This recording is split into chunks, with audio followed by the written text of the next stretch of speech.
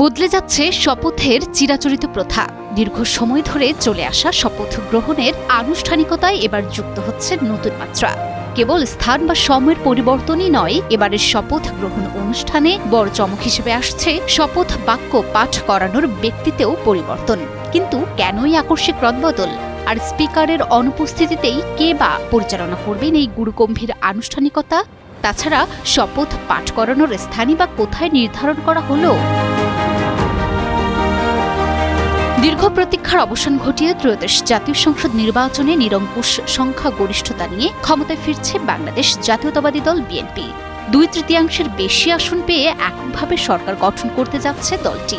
তবে এবারের বিজয় উদযাপনের পাশাপাশি আলোচনায় উঠে এসেছে শপথ অনুষ্ঠানের নজিরবিহীন কিছু পরিবর্তন। বঙ্গভবন নয়, ইতিহাসের সাক্ষী হতে যাচ্ছে সংসদ ভবনের দক্ষিণ প্লাজা। বাংলাদেশের সংসদীয় ইতিহাসে সাধারণত নতুন মন্ত্রিসভার শপথ অনুষ্ঠান হয় রাষ্ট্রপতির বাসভবন বঙ্গভবনের দরবার হলে।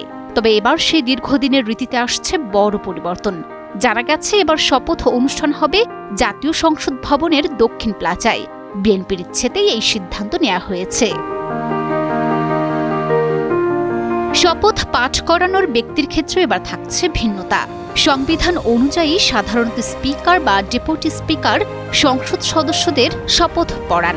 কিন্তু বর্তমান প্রেক্ষাপটে দ্বাদশ সংসদের স্পিকার শিরিন শারমিন চৌধুরীর অবস্থান এখন অস্পষ্ট। ডেপুটি স্পিকার শামসুল হক টুকু বর্তমানে কারাবন্দী। সংবিধানের বিধান অনুযায়ী যদি স্পিকার বা ডেপুটি স্পিকার শপথ পাঠ করাতে অসমর্থ হন, তবে গেজেট প্রকাশের 3 দিন পর প্রধান নির্বাচন কমিশনার শপথ পাঠ করাবেন। সেই আইনি পথেই হাঁটছে বর্তমান প্রশাসন। সংসদ ভবনের দক্ষিণ প্লাজায় নতুন মন্ত্রিসভার সদস্যদের শপথ বাক্য পাঠ করাবেন রাষ্ট্রপতি মোহাম্মদ শাহাবুদ্দিন। নতুন নির্বাচিত সংসদ সদস্যদের শপথ পড়াবেন প্রধান নির্বাচন কমিশনার। তবে স্পিকারের অনুপস্থিতিতে সিইসি কর্তৃক শপথ গ্রহণ বিরল হলেও এটি সাংবিধানিক শূন্যতা পূরণের একটি বৈধ প্রক্রিয়া। এবার শপথ পাঠ করার সময়েও নিয়ে আসা হয়েছে পরিবর্তন।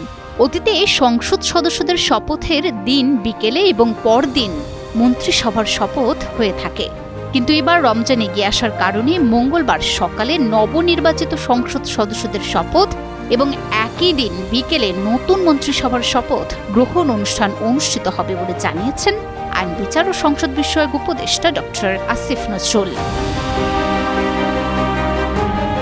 শপথ নিয়ে সব প্রস্তুতি এখন শেষের পথে। এখন অপেক্ষা সেই ঐতিহাসিক সূত্রই ফেব্রুয়ারির, যখন দক্ষিণ প্লাজার উন্মুক্ত মঞ্চে শপথ নিয়ে রাষ্ট্র পরিচালনার দায়িত্ব নেবেন নতুন মন্ত্রীরা। দেশবাসী তাকিয়ে আছে এক নতুন রাজনৈতিক অধ্যায়ের সূচনার দিকে।